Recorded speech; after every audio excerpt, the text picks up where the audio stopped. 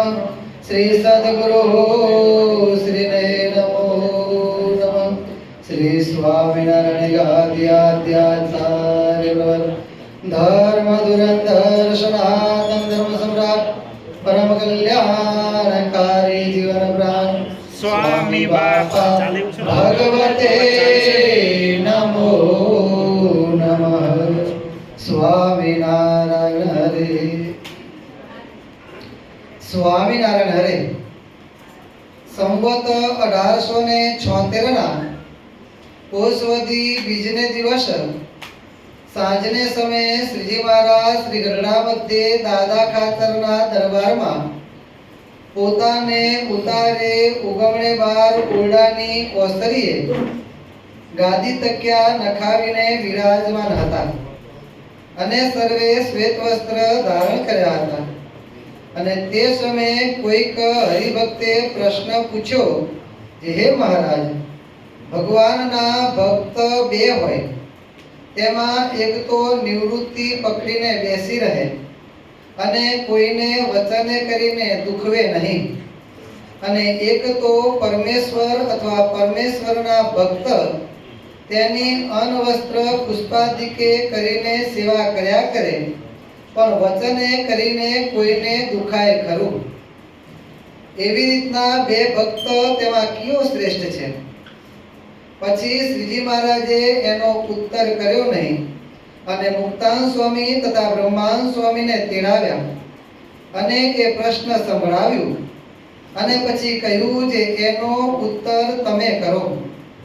ત્યારે એ બે જણે ઉત્તર કર્યો જે વચને કરીને કોઈને દુખવે છે પણ ભગવાનની અથવા સંતની સેવા કરે છે તે શ્રેષ્ઠ છે, અને નિવૃત્તિને વિશે રહે છે ને કોઈને દુખાવતો નથી, અને તેથી ભગવાનની તથા સંતની કઈ સેવા થતી નથી, તેને તો અસમર્થ સરખો જાણવો, અને જે ટેલ ચાકરી કરે છે તેને તો ભક્તિવાળો કહીએ, તે ભક્તિવાળો શ્રેષ્ઠ છે।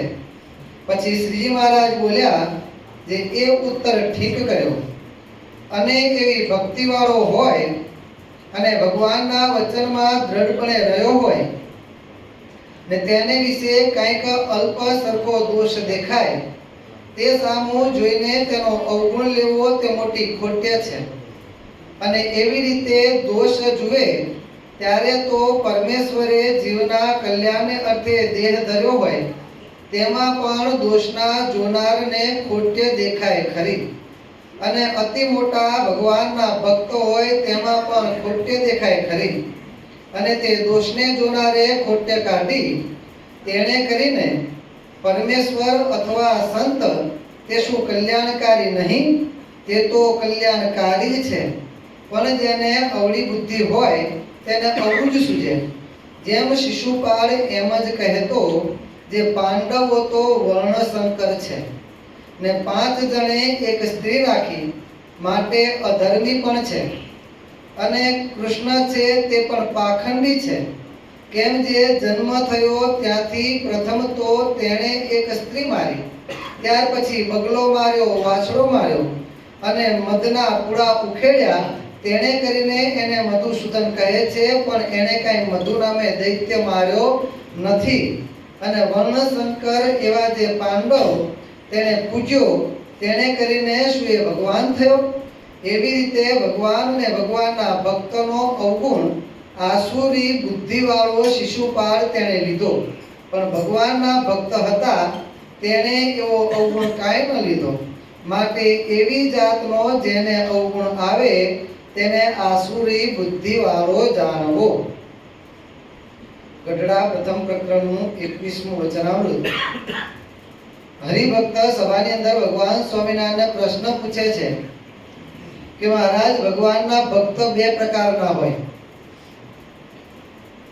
એમાં એક ભક્ત એવા છે કે સત્સંગની અંદર સત્સંગ કરતા કરતા સત્સંગની ભગવાનના સંતો ભક્તોની સેવા ઢીલ ચાકરી કર્યા કરે, પણ એની પ્રકૃતિ છે કે વચને કરીને કોઈને દુખવાય ખરું. વચને કહીને કોઈને દુખવાય ખરું મતલબ કે કોઈકને કાંઈક માઠું વચન કહેવાય જાય, કોઈકને ખરાબ લાગે વઢી લેવું, આવું વચને કહીને કોઈને દુખવાય ખરું.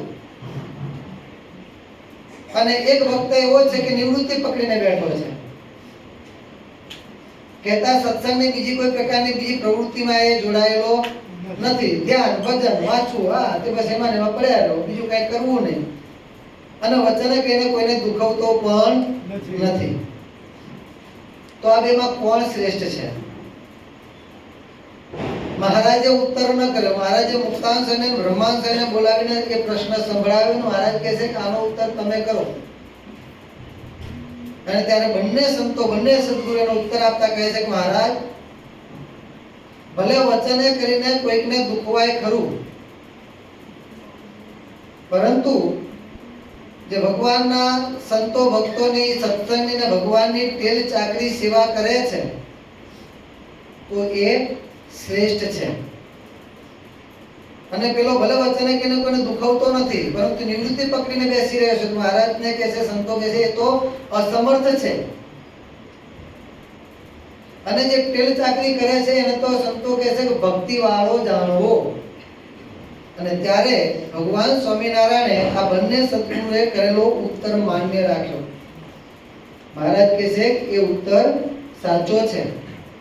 કારણ કે સ્વાભાવિક પ્રકૃતિ તો દરેકમાં રહેલી જ છે.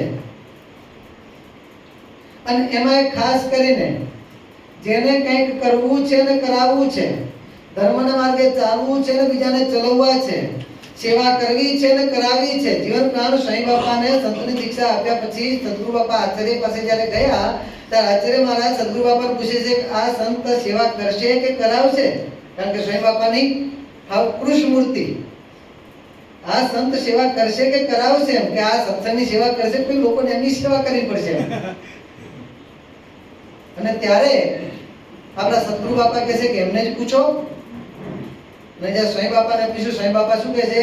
સેવા કરશું ખરા અને સેવા કરાવશું પણ ખરા. ચાલીશું અને બધાને ચલાવીશું, એકલા હાલ્યા જઈશું એમ નહીં. એમ જેને સત્સંગની પ્રવૃત્તિમાં રહેવું છે, સત્સંગના ધરાધોળમાં રહેવું છે, સત્સંગની સેવા કરવી છે, કરાવી છે, પોતાને આગળ વધવું છે અને બીજાને આગળ વધારવા છે, જેને સત્સંગનું મહત્વ છે, ટૂંકમાં કહીએ તો. સમજ્યા? જેને સત્સંગનું મહત્વ છે એ વ્યક્તિને બીજાને સેવાના માર્ગે ચલાવવા માટે, ધર્મના માર્ગે ચલાવવા માટે, ભગવાનની આજ્ઞામાં વર્તાવવા માટે નહીં માને તો વઢીને કહેવું પણ પડશે. મહારાજે ક્રોધનો નિષેધ કર્યો, ક્યારે પણ સંતોએ ક્રોધ કરવો નહીં. ત્યારે મુક્તાંશ છે કે મહારાજ ક્રોધ તો રહેશે, શું કરીશું? ત્યારે મહારાજ કહે છે કે ધર્મમાં વર્તાવવા માટે ક્રોધ કરવાની અમે ના પાડતા નથી.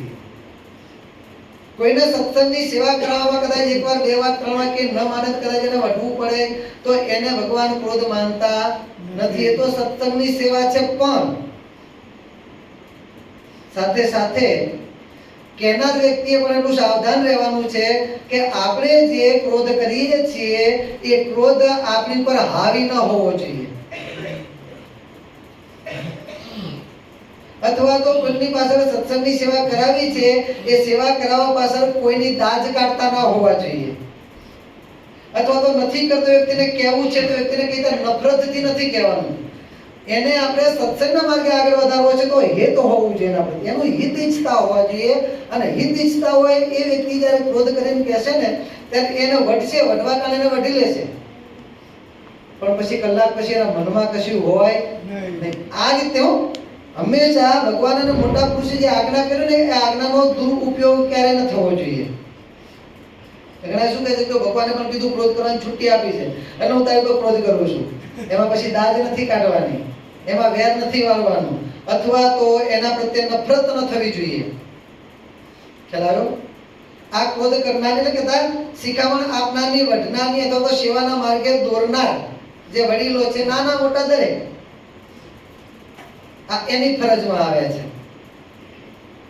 હવે સેવા કરનાર વ્યક્તિઓ જેને જે તે વિભાગવાળા અથવા તો જે તે સદગુરુઓ સંતો કે ભગવાનના માર્ગે ચાલવા માટે સેવા કરવા માટે એને કદાચ વઢીને તિરસ્કાર કરીને કે તો પણ વઢનાર વ્યક્તિ જો આપણને ધર્મના માર્ગે પ્રેરે છે, વઢનાર વ્યક્તિ જો આપણે સત્સંગની સેવાના માર્ગે પ્રેરે છે, તો વઢનાર વ્યક્તિ આપણો દુશ્મન નથી, આપણો હિતેશુ છે.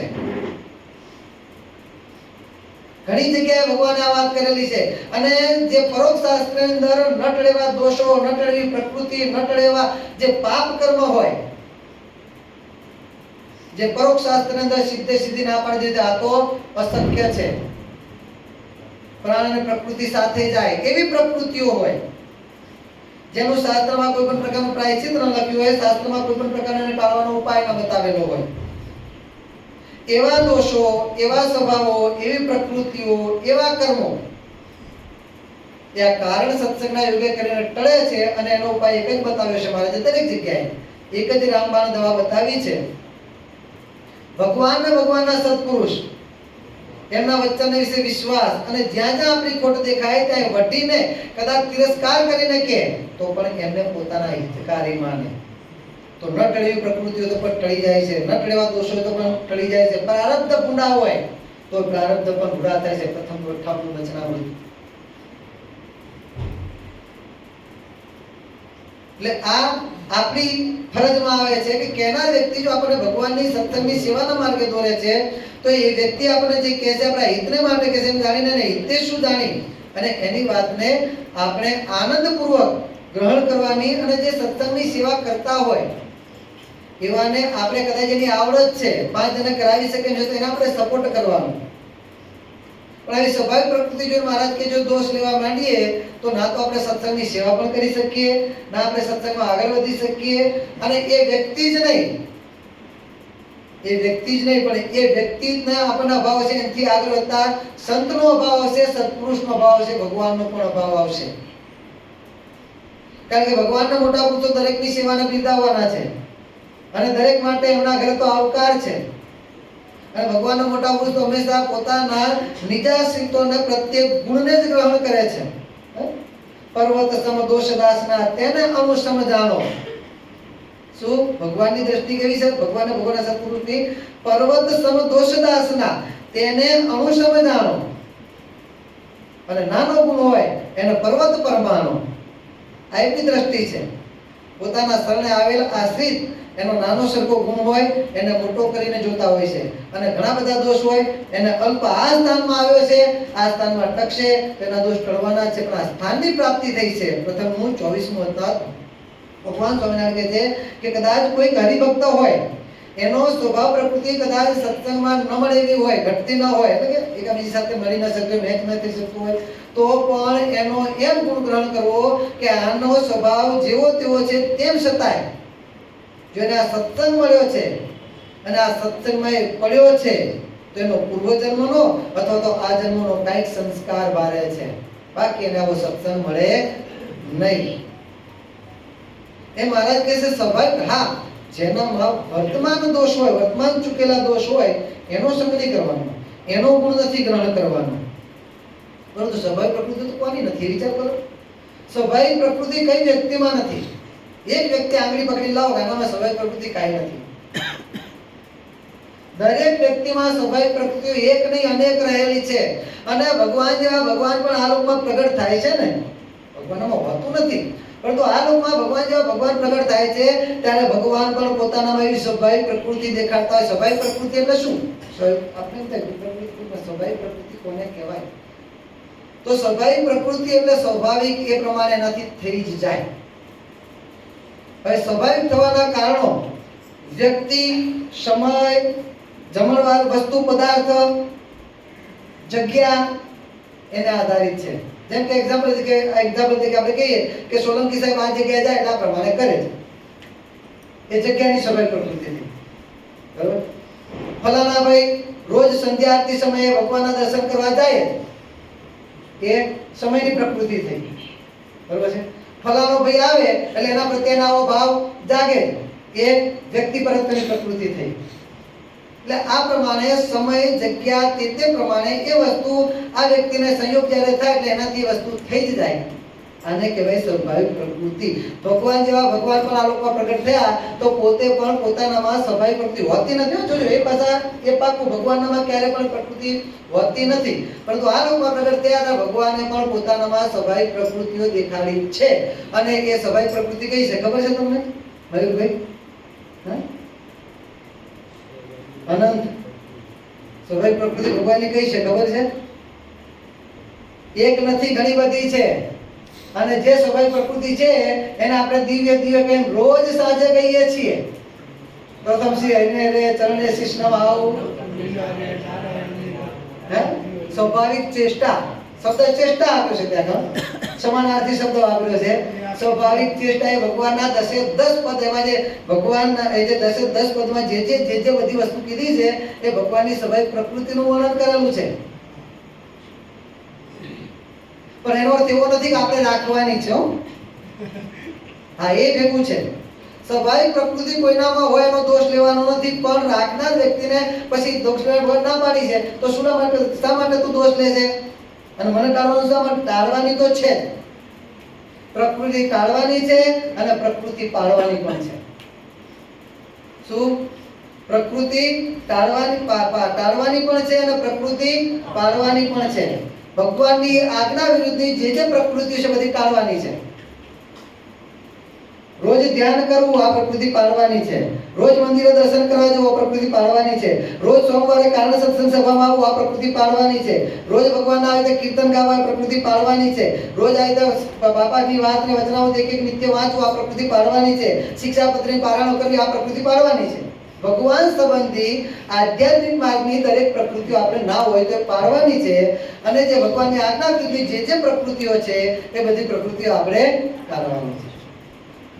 અયોગ્ય પ્રકૃતિનો ત્યાગ કરવાનો અને યોગ્ય પ્રકૃતિઓનું ગ્રહણ કરવાનું છે. હવે આ પ્રકૃતિ ટળાવવા માટે, ભગવાનની સેવા કરાવવા માટે, સત્સંગની સેવા કરાવવા માટે, કદાચ કોઈ ભગવાનની આજ્ઞામાં વર્તવા માટે અથવા તો ભગવાનની સાથે જોડાવામાં આપણા માટે કોઈ બંધન કરતા પદાર્થ હોય અને પદાર્થમાંથી આપણને દૂર કરવા માટે, ટોળવા માટે કદાચ કોઈ સંત હરિભક્ત આપણને ઉપદેશ કરતા હોય તો એ ઉપદેશ ના કરનારને મહારાજ કહે છે આપણે આપણા હિતકારી જાણવા. નહીતર એ પ્રકૃતિ ટળે નહીં. ઉપદેશ ના દેનારા બાપાશ્રી પોતાની વાતો કે અત્યારે તો એવું ચાલે છે કે ઓલું સુગરી વાંદરીને શિખામણ દેવા ગઈ તો વાંદરા એનું સુકૃત તોડી નાખ્યું. વરસાદની અંદર એક આ રૂપક દ્રષ્ટાંત છે. વરસાદની અંદર વાંદરો પડ્યો ધ્રુજતો હતો. પવન ને વરસાદ બધું ઝાડ પર બેઠો ધ્રુજતો હતો. તો પેલી સુગરીએ મારામાં બેઠા બેઠા પેલા વાંદરાને શીખવવા આપી, ભલા મારા ભગવાને તને આટલી બુદ્ધિ આપી છે, આટલી તાકાત આપી છે, 2 હાથ આપ્યા છે, અમને હાથ બાદ કંઈ આપ્યું નથી. એક ચાંચના આધારે અમે કેવું ફર્સ્ટ ક્લાસ માળ બનાવી. જો તડકામાં અમારી રક્ષા થાય, ઠંડીમાં અમારી રક્ષા થાય, વરસાદમાં પણ 50% અમારી રક્ષા થાય. ભગવાને તને 2 હાથ આપે, નાનું એક તારે રહેવા જેવું ઘર બનાવી નાખીને કે છે. અને અત્યારે પેલા વાંદરાને ચડી ખીચ સાલી કે તું આટલી નાની, આટલી ટેટા જેટલી તું નાની કે બચ્ચુડી, અને તું મને શીખવણ દે એમ કરીને જેમ પેલું સુકૃત તોડી નાખી દીધું પાણીમાં. જાય તો ના થયું. આવા હોય એને પછી શિખામણ બીજા કોઈ દેવા જાય?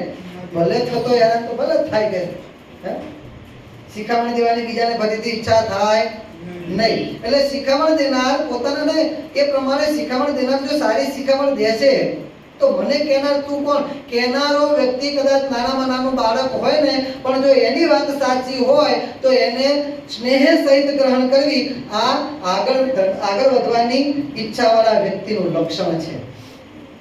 આજે શું એના કરતા કાલ ચડિયાતો હોવો જોઈએ, ભગવાનના માર્ગે આધ્યાત્મિક માર્ગે ચડિયાતો હોવો જોઈએ એવા વ્યક્તિનું આ લક્ષણ છે. એને તો ગમે તે જગ્યાએથી મને ગુણ પ્રાપ્ત થવો જોઈએ.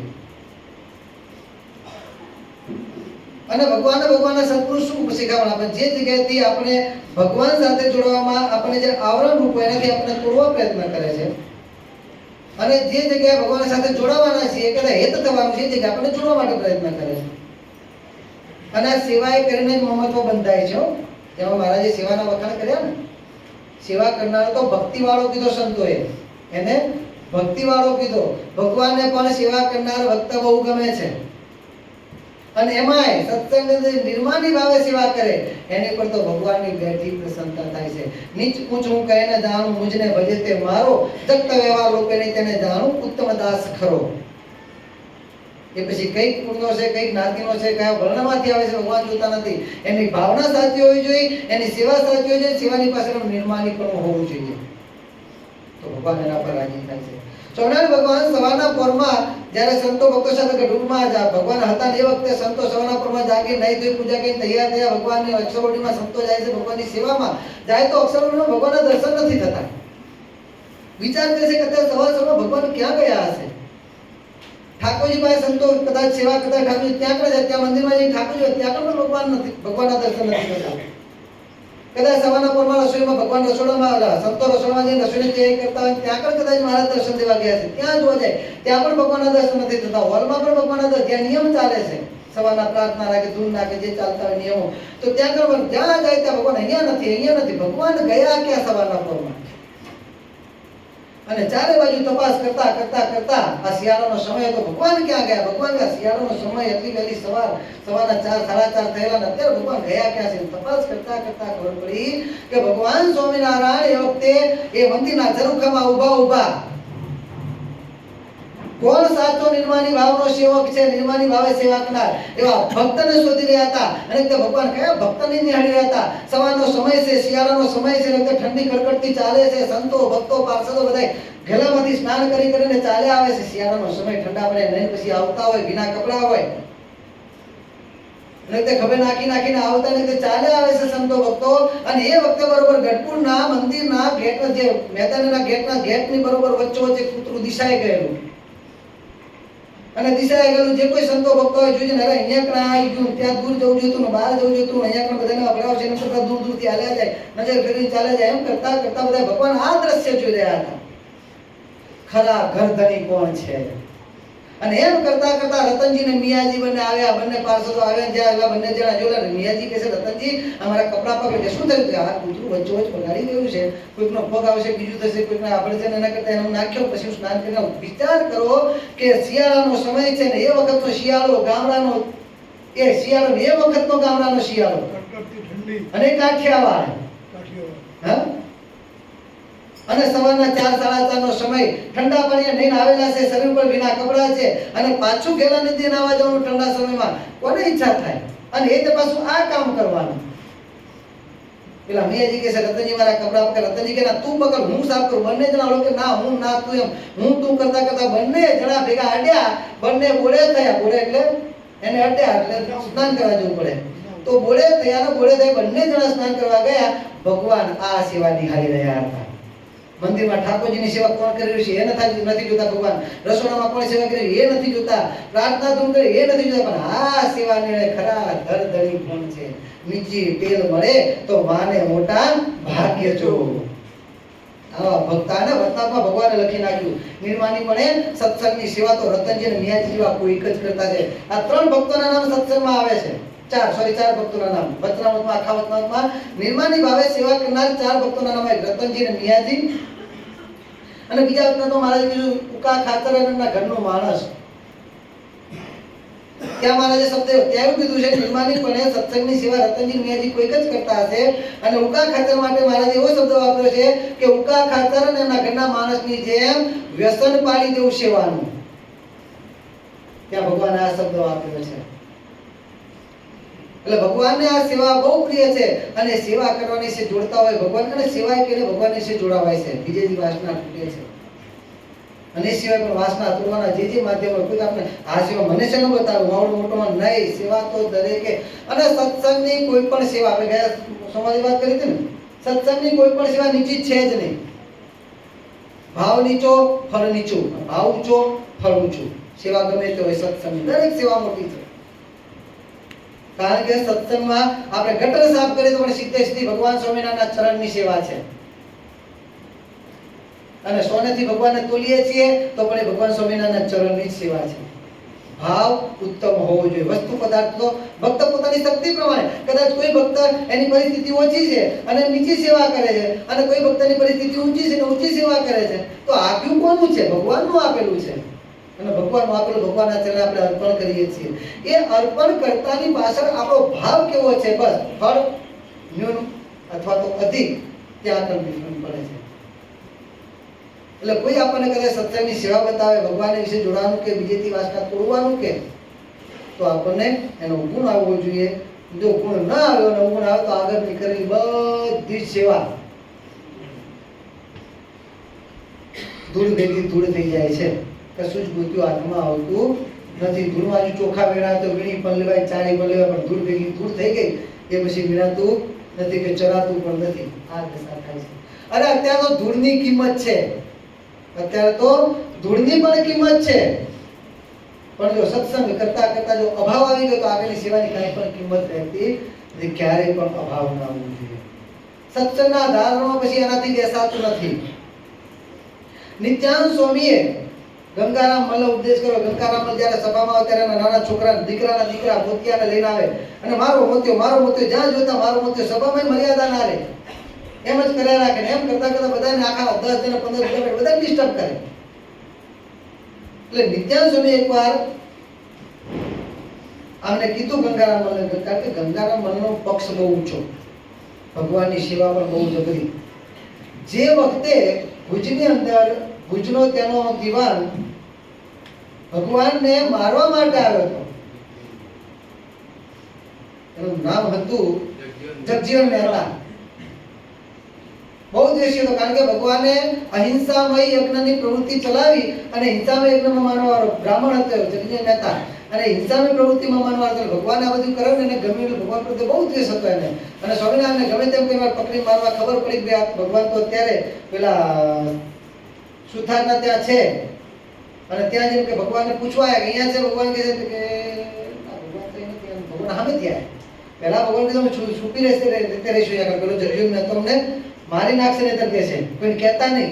અને જગજીવન મહેતા એને પૂછે છે સુતરસિંહ સુથારને, ભાઈ ભગવાન સ્વામિનારાયણ તમારા ભગવાન આવ્યા છે કે ના નથી આવ્યા? તો બેડા પરથી નીચે કોણ લે મને યાદ, હું તો અહીં છું, ના કેમ પાડો?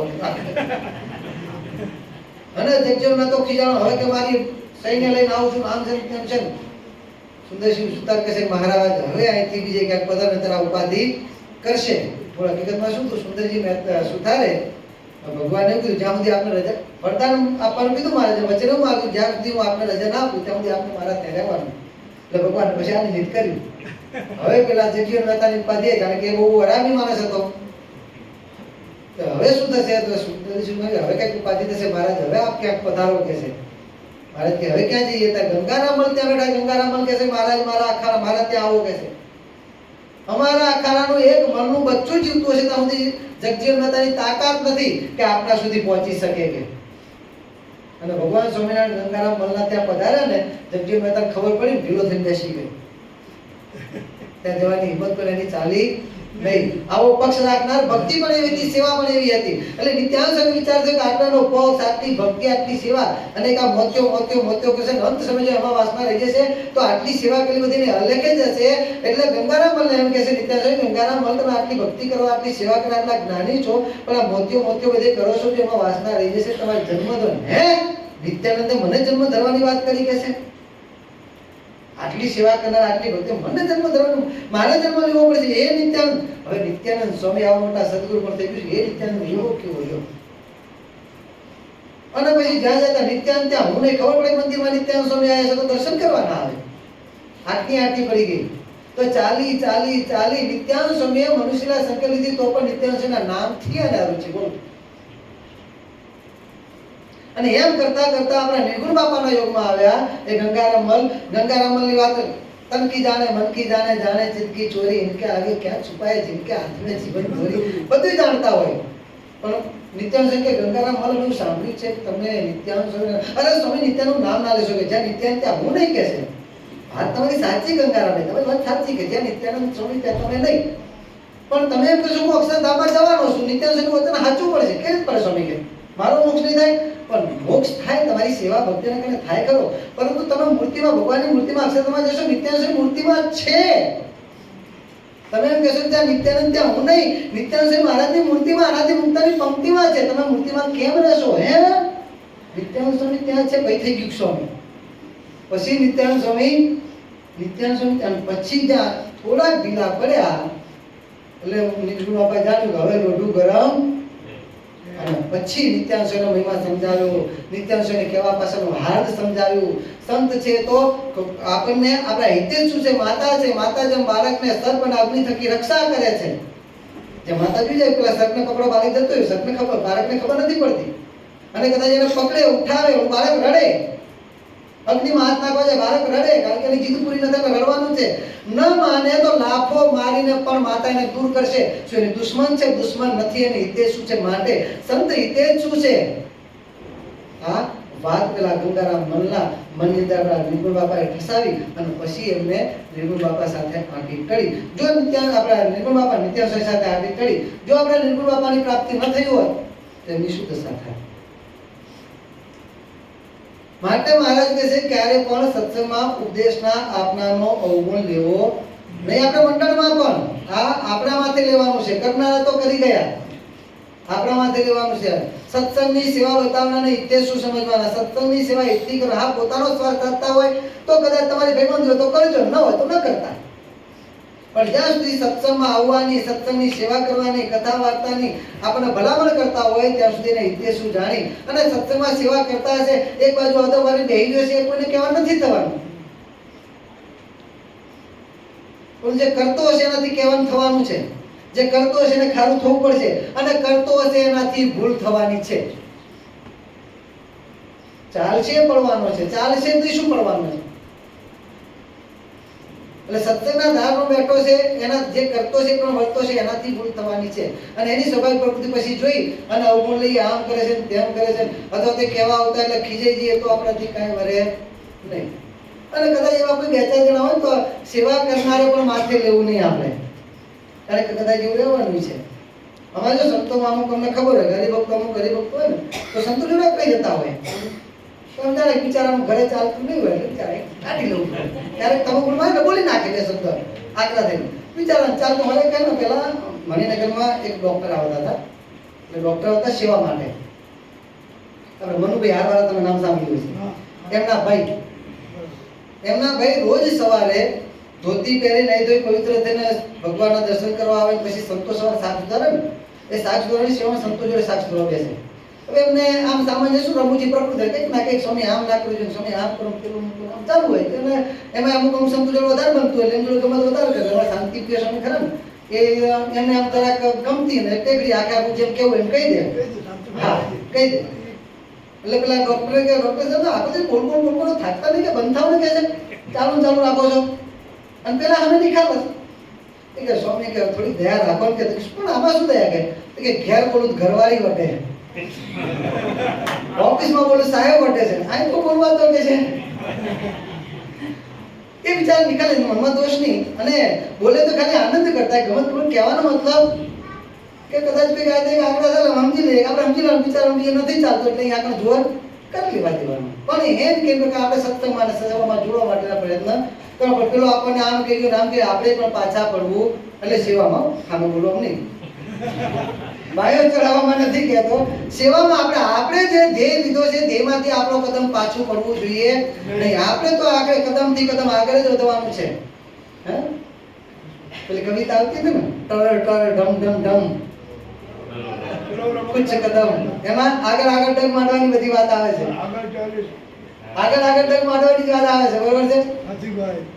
એટલે આ પ્રમાણે હંમેશા આપણા કદમ આગળ જ વધવા જોઈએ.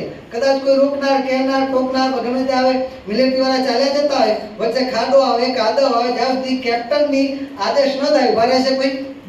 બસ આપણું એ પ્રમાણે આવરણ ગમે તેવા આવે, આપણે જે ધ્યેય લીધો છે આપણે ભગવાનને રાજી કરવા માટે, લોક કદાચ રાજી થયા કે ના થયા, અને ટુંડે મતલબ વિના દરેક વ્યક્તિ અલગ અલગ વિચાર રહેવાના છે. અરે અમુક એટલા વિચિત્ર માણસ હોય છે કે એક જ ટુંડે મતલબ ભિન્ના હોય છે. આજ કઈક વિચાર કાલ કઈક વિચાર, અત્યારે કઈક વિચાર 5 મિનિટ પછી વિચાર બદલી જતો, એવા માણસો હોય છે. હવે એ બધાને મનમાં લેવા જઈશું તો આપણે આપણા ધ્યેય સુધી પહોંચી શકવાના નથી. એટલે એવાનું બહુ આપણે મનમાં લેવું નહીં. અને કદાચ સત્સંગની અંદર આમાં કીધું પ્રમાણે કોઈક સંત ભક્ત આપણી ભૂલ જોઈને આપણને વઢ્યા તો અમુક તત્વો એવા પણ હશે કે કદાચ આપણને વઢ્યા હશે ત્યારે આપણને ખોટું નહીં લાગે, પરંતુ આપણી પાસે જઈને આપણે જ્યારે મોટા હિતેશ હોય ને એને જેમ જો તારો શું વાંક હતો એમાં? અને તને કે પોતે કેટલો પાછો સારો છે નથી જાણતા આપણે? એ વખતે પણ આપણે ચડી જવું નહીં. કાનના ક્યારે કાચા નહીં રહેવાનું. આપણે ક્યારે પણ કઈ કઈ બનવાનું નહીં. મંત્રા ભલે ગમે એટલી આજુબાજુ ગણ કરે, મંત્રા ગમે એટલી ગણ કરે, આપણે ક્યારે પણ કઈ કઈ બનવાનું કાનના કાચા નહીં રહેવાનું. કઈ કઈ નો મંત્ર આજે પણ છે. કાન ભરનાર મૂર્તિમાન કઈ કઈ છે. અને કોઈકની વાત સાંભળીને કાચા કાનના હોય વાત હા જાઓ મનાઈ ગયું એ મંત્ર કઈ કઈ છે, પેલી મંત્રા છે. ક્યારે પણ એ બેમાંથી એકે પાત્રમાં આપણે જવાનું નથી, કારણ કે પાત્ર બહુ દોષિત થયેલા છે. વિચાર કરો કે મંત્રાને તો મૂકી એક બાજુ આપણે, પણ કઈ કઈ પાત્ર તો કઈ કઈ રામની સાથે કેટલું હેત હતું. પોતાના દીકરા ભરત કરતા પણ રામ સાથે હેત વધારે હતું, પરંતુ સતત કઈ કઈ ના સંગમાં રહેવાના કારણે કઈ કઈ પેલા કાન મંત્રના સંગમાં રહેવાના કારણે સતત પેલા કાન ભર્યા જ રાખ્યા. તો એટલી અજાબ આવી ગઈ કે પોતાના દીકરાથી પણ વધારે વાલા એવા રામને વનવાસ અપાવ્યો. જે આવતીકાલે સવારે જેને રાજગાદી પ્રાપ્ત થવાની છે, જેને લોકો ભગવાન તરીકે પૂજે છે, જેના પ્રત્યે આખા અયોધ્યા બલકે આજુબાજુના પણ જેને એનો અનુભવ છે, એ બધાને રામ ગાદીએ બેસે એનો આનંદ હતો. જ્યાં આનંદ મનાય છે, આખા અયોધ્યામાં એ દિવસે દિવાળી મનાતી હતી, મીઠાઈઓ વેચાતી હતી, દીવાઓ થયા હતા. કેમ? આવતીકાલે રામ ગાદીએ બેસવાના છે. અને સૌથી વધારે જેને પ્રેમ છે રામ પ્રત્યે એવી કઈ કઈ મંત્રના કાન ભરવાના કારણે એ જ રામને દશરથ રાજા શું હતું? કઈ કઈ ને મારે સરપ્રાઈઝ આપવી છે. શું હતું? કારણ કે સૌથી વધારે આનંદ એને થવાનો છે. કૌશલ્યા કરતા પણ કઈ કઈ આનંદ વધારે થશે રામ ગાદીએ બેસે, એના કારણ કે એવો પ્રેમ હતો. એટલે દશરથ રાજાને એમ હતું કે મારે એને સરપ્રાઈઝ આપવી છે. એનો એકદમ આમ લાગવું છે કે હા મારો દીકરો રામ ગાદીએ બેઠા એમ. પણ પેલી મંત્રાના કારણે રાજાની બુદ્ધિ ભ્રષ્ટ થઈ ગઈ. હા, 100 લીટર દૂધનું દૂધનું એ પાછું જેવું કઢેલું ઉકાળીને ઘાટું કરેલું, અને એમાં બદામ પિસ્તા એલાયચી બધું નાખેલું હોય, તૈયાર હોય, હમણાં પંક્તિ પર જમવાના છે, સુગંધ ફર્સ્ટ ક્લાસ આવતી હોય, અને આ બધું ચાલુ. એક 5-10 જણી દીકતા કોકડી સરપેમાં લાળ નાખી, 2 ટીપા જ સરપની લાળમાં પડી ગઈ. 100 લીટર દૂધ આવું ફર્સ્ટ ક્લાસ સુગંધીમાં ઉકાળેલું કઠિયેલ બધું જ છે, અને તેમ છતાંય એ બધું જ ભ્રષ્ટ થઈ જાય, ઝેર થઈ જાય છે, ફેંકી દેવા લાયક. ગટર ક્યાંનો અધિકારી બને છે? ગટરનો અધિકારી બની છે. આ કઈ કઈ ના કાનમાં પેલા મંત્રાના શબ્દરૂપી ઝેર જતા રહ્યા. અને આટલો પ્રેમ કરવાની કઈ કઈ પણ રામને વનવાસ અપાવ્યો. પછી તો પોતાને પસ્તાવો થયો અને બધું ગમે એટલું થયું, પણ વિચાર કરો કે કેટલો દોષ લાગુ પડે અને કેટલું એના પ્રત્યે લોકોને નફરત થઈ કે આજની તારીખમાં પણ કોઈ પણ વ્યક્તિ પોતાની બેન દીકરીનું નામ કઈ કઈ રાખવા તૈયાર નથી. કોઈ મોટા મળી તમને. એટલે ક્યારે પણ આપણે કાનના કાચા નહીં બનવાનું. આપણને કદાચ કોઈ સંતો, ભક્તો, હરિભક્તો, વડીલ ભક્તો કંઈક કીધું, કદાચ વઢ્યા વાંક છે ને વઢ્યા વાંક નથી વઢ્યા, તો પણ એના કલ્યાણ માટે આપણે સત્સંગમાં નથી આવતા. આપણા કલ્યાણ માટે આપણે સત્સંગમાં આવીએ છીએ, કદાચ વાંક વિના વઢ્યા તો પણ. હંમેશા સત્સંગમાં તો ગુણ જ ગ્રહણ કરો. મહારાજ તો લેવા પ્રકારના છઠ્ઠા એમ કહે છે, મહારાજ કે ભગવાન કે સંત કદાચ પુરાજી થયા હોય, વઢીને તિરસ્કાર કરીને બહાર કાઢી મૂક્યો હોય, અને એવા સમયમાં કોઈ એકલવર વિમુખ જેવો આવે, એના માણસો લાગ જોઈને જ બેઠા હોય. એકલવર વિમુખ જેવો આવે અને ભગવાનના સંતની ગુણનો અવગુણ કહેવા માંડે, ત્યારે એની આગળ તો મહારાજ કહે છે ભગવાનના સંતની ગુણનું અતિશય હેત જણાવને એમ કહેવું કે તો મારા કલ્યાણના કરતલ છે. એ મારા કટકા કરી નાખે તો પણ એનો ભાવ ના આવે, કારણ કે જે મને આજે વઢે છે એ જ મારો મોક્ષ કરવાના છે. મને માન સન્માન આપે એના માટે સત્સંગનો મેં સ્વીકાર નથી કર્યો, મેં મારા કલ્યાણને માટે સત્સંગનો સ્વીકાર કર્યો છે. અને એ જ કલ્યાણ કરવા બ્રહ્માંડ વિચાર કરો, કેવા મોટા સમર્થ ધણી એ સુખી સંપન્ન હતા. આખા શરીરે તો સોનાથી શણગારીને આવેલા હતા. એટલા તો ખાલી ભુજથી નીકળ્યા અને ભુજથી નીકળ્યા અને અહીં ભાવનગર આવતા આખા શરીરે શણગારાઈ ગયા હતા. એટલે તો ભેટ સોગાદ બીજા ગાડા ભરેલા તો જુદા સોનાના, એટલી ભેટ સોગાદો આવેલી હતી.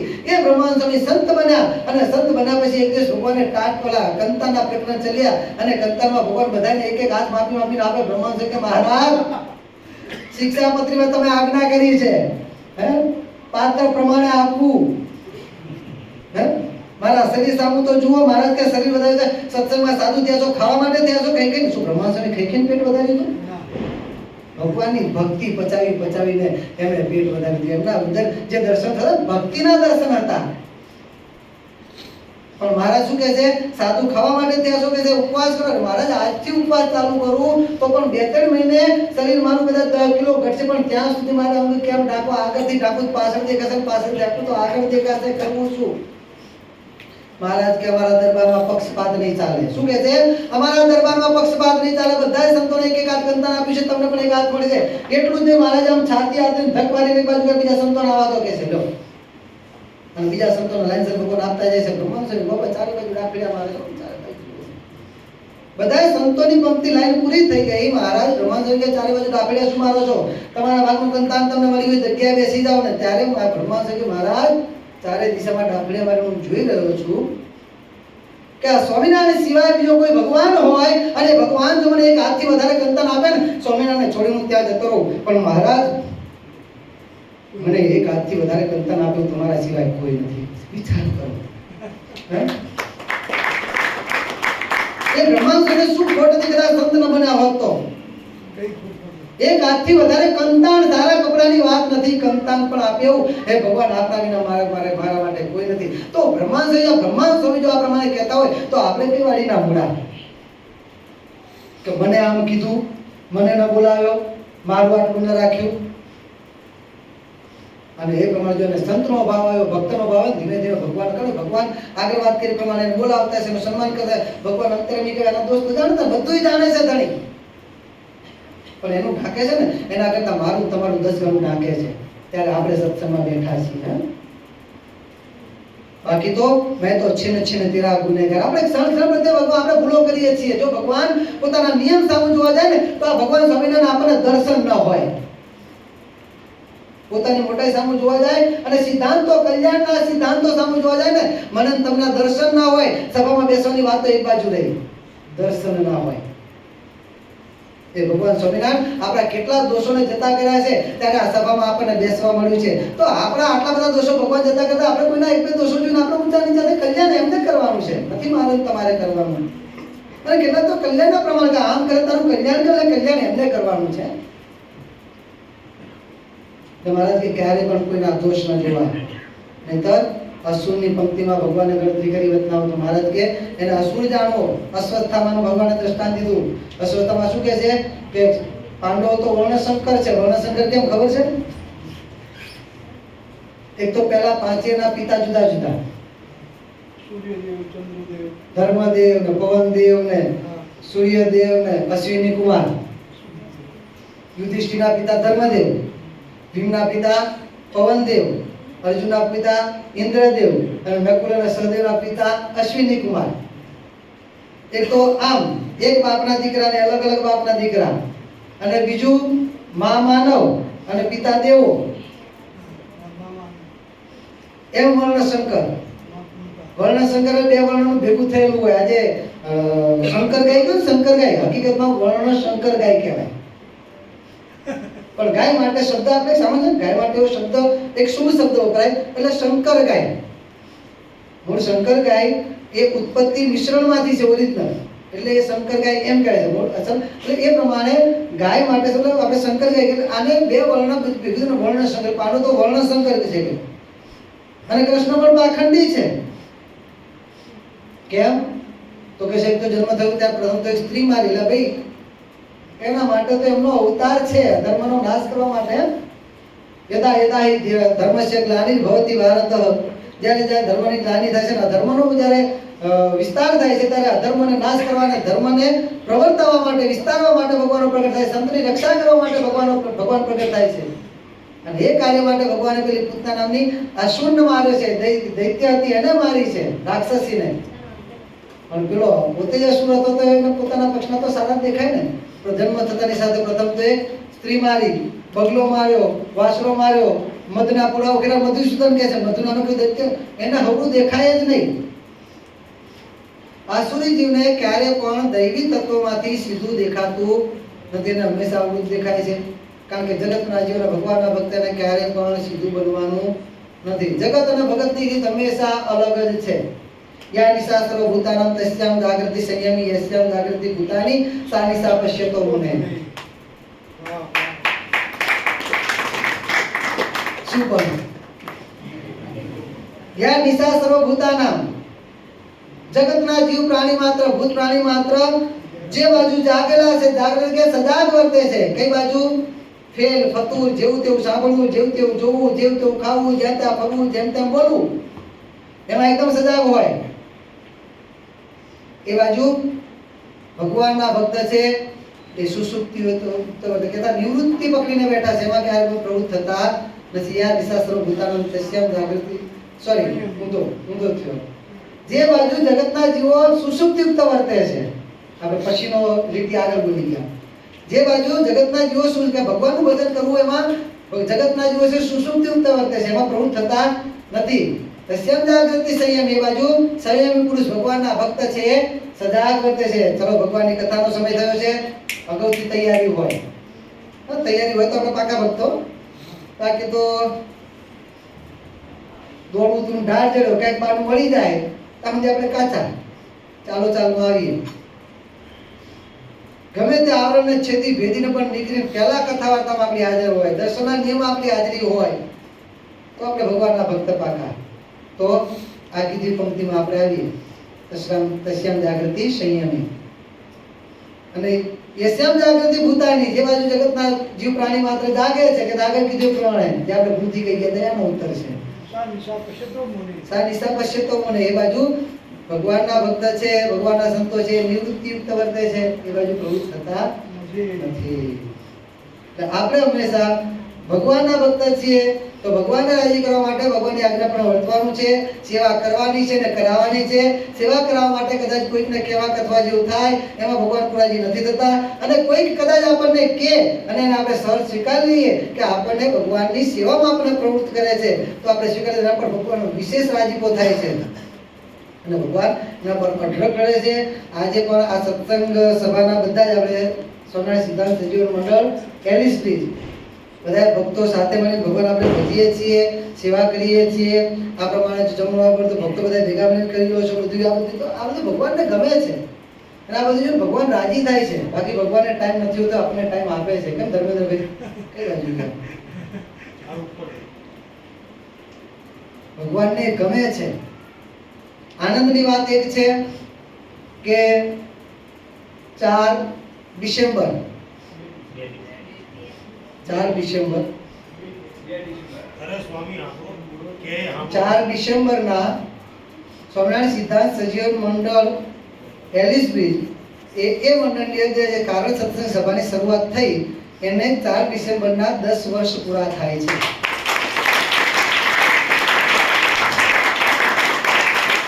ભક્તોને વિચાર થયો કે 10 વર્ષ પૂરા થાય છે તો આપણે કંઈક એ દિવસને ઉજવીએ સારી રીતે. એક બે ભક્તોનો મારી પર ફોન આવ્યો, સ્વામી આ રીતનો વિચાર છે, સારો વિચાર છે, બાપાને પ્રાર્થના કરી ક્યારે કરે? મેં તો શુભેચ્છા શીઘ્રમ. સારા કામમાં વાર નહીં લાગે ને, ભગવાને શિક્ષાપતિમાં આજ્ઞા કરી છે વ્યવહારિક કામ કરવું તો 100 વિચારીને કરવું, પણ ભગવાન સંબંધી કામમાં વિચાર કરવાનો નહીં. ભગવાન સંબંધી કામમાં તો વિચાર આવે તત્કાળ, જ્યાંથી વિચારે ત્યાંથી ચાલી નીકળવાનું. શુભેચ્છા શીઘ્રમ કાલ સવારે જ આવી જાવ, પણ એ પહેલા તો ટાઈમ લે લો. બાપા ફ્રી ટાઈમ આવો, તમારો ટાઈમ બગડે નહીં. અને પછી બીજા દિવસે ટાઈમ બાપાએ આપ્યો, 10 વાગ્યાની આજુબાજુનો બીક આપ્યો હતો અને અહીંથી ભક્તો ત્યાં આવ્યા, બાપાને વાત કરી. બાપાએ તરત જ, અને બાપાની શેડ્યુલ, બાપાનું શેડ્યુલ બહુ ટાઈટ છે. હમણાં બધા દશાબ્દી મહોત્સવ બહુ આવે છે. ગવાળાનો દશાબ્દી મહોત્સવ, કલોલનો દશાબ્દી મહોત્સવ, વિરમગામનો દશાબ્દી મહોત્સવ, રાણીનો દશાબ્દી મહોત્સવ, પછી બધા બાપાને નારવી પધારવાનું છે. બધા ઘણા બધા પ્રોગ્રામો ચાલુ જ પડ્યા છે. મીટિંગમાં બધા લિસ્ટ વંચાતા હતા, ખબર આટલા બધા લિસ્ટ ક્યાંથી બાપા બધું ભેગું કરી કેટલું યાદ રાખે છે.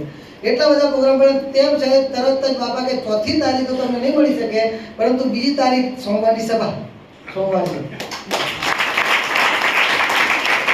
બીજી તારીખ તમને આપી બાપા પોતે દર્શન આપવાના છે. અને એટલું જ તમને જેમ પ્રોગ્રામ કરવો એમ કરો સાંજના ટાઈમે.